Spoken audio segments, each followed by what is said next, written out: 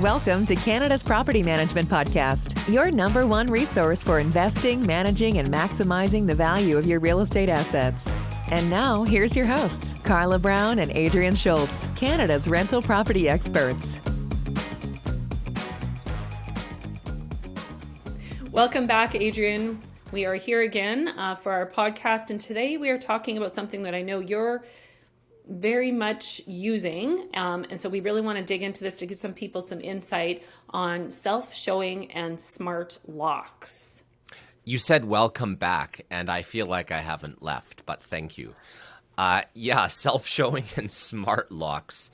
So this is something that is really it's a big thing in the U.S., and it's slowly making its way into Canada.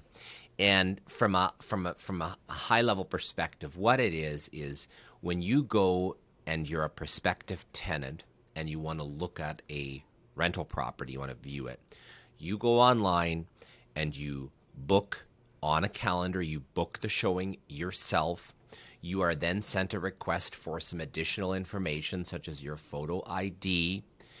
The booking is then confirmed, and you get a code on your phone that allows you to self-show. So then you go to the rental property to view it. You put in your code, or you use a Bluetooth connection with a smart lock. You take a look around, and when you're done, you close the door, you leave, and then there's an automated follow-up from the property management company. So as I said, this is quite big in the U.S. It's commonly used, and it is making its way into Canada. And I think today we just want to bounce back and forth on, is it really going to arrive in Canada? Do you think it's a good or a bad thing? And then I can share a little bit about my personal experience. So based on what I've told you, what do you think about it? Well, I guess I wanted you to really dig in on what was the smart lock versus the dumb lock. But maybe we can get there, because I always find that terminology interesting. How can a lock be smart? And I always have a shovel, right? Yeah. To dig myself out. Exactly.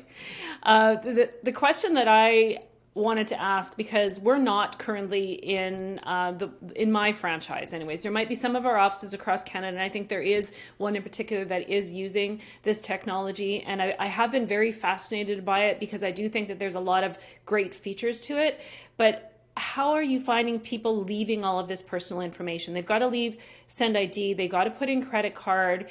Is the code only then available for certain time period?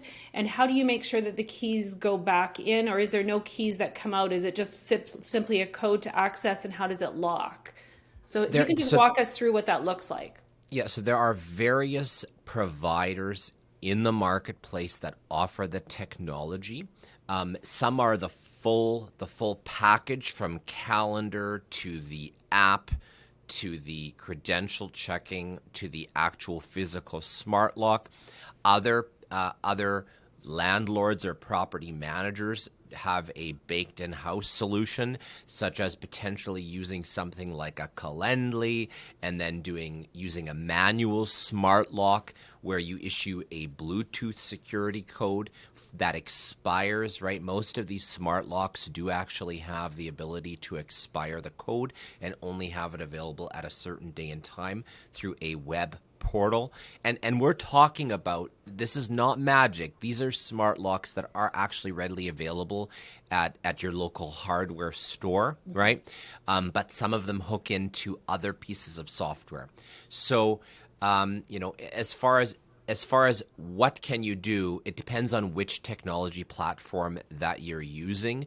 And I think as an individual and investor, the starting point, if you're using a property manager or a leasing agent, the starting point would probably be the same as what we're doing here, which is on the inside locks, right? So this would be on like a triplex, fourplex, or multifamily, using the smart lock. It's $150, give or take, on the interior doors that connect to Wi-Fi, that allow you to give access and to stop access via internet.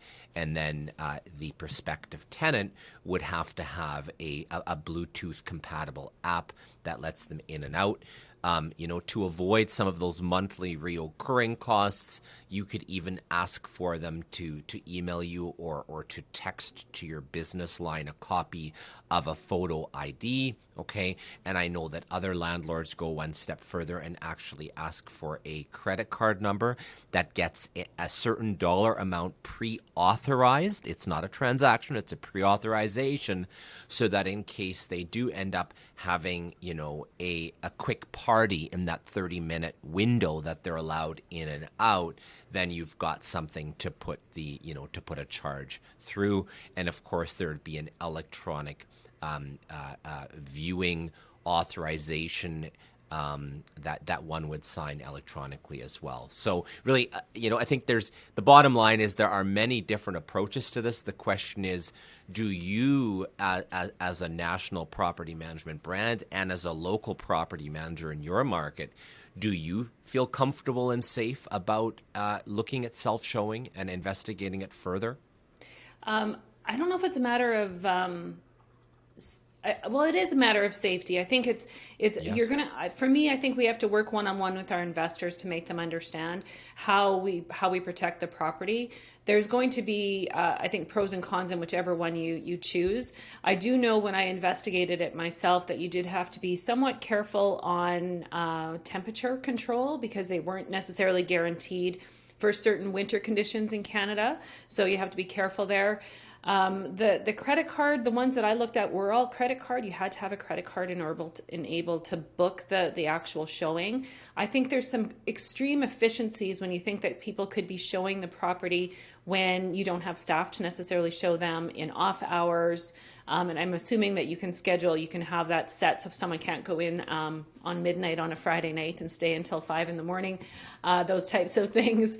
So I do think that as it moves into Canada, we'll become more and more comfortable with it, Adrian. So for myself, I wouldn't say I'm not comfortable, but I'm not 100% comfortable. I see that it could be a fantastic thing, especially for hard to reach places, that it may be an acreage that's 30 minutes out of the city, that there might be something there in order to do it. But like I said, I don't think we're going to see it across the board yet. Yeah, and I totally agree. And I think you mentioned the, being available outside certain hours. It may have a purpose for that. You may even do a hybrid, right? Yeah. Where you're doing in-person showings at certain times, and then you may choose to test, on a Sunday or on a certain night. You may offer some self-showings. And I think the recent pandemic has just highlighted the importance of investigating these different options, because one person is going to feel safe with one and another will feel safe with another method. So definitely something to take under consideration and to monitor closely as it does expand here in Canada. Yeah, the other thing that I could see the use for is when we're turning over properties. So when we're moving out and then moving in, and there's some things that need to be done there. So we might have several vendors that are going to the property. Having those locks in place is definitely going to be a time saver for vendors and for the company. So like I said, I think the hybrid, like you mentioned, is probably the way that this is to ease it into your property management business, and how I could see it maybe happening. But the reality is it is coming. If it's in the States, in the property management industry, and I do know offices in the States that are using it 100% for all of their showings, which is so interesting, it'll slowly be coming into Canada as well. So something to watch for sure. Yeah. Now that's real property management. Thanks for listening to Canada's Property Management Podcast. If you like this episode, please subscribe and give us a rating, which will help us reach more listeners. Until next time, connect with us on social media and online at realpm.ca.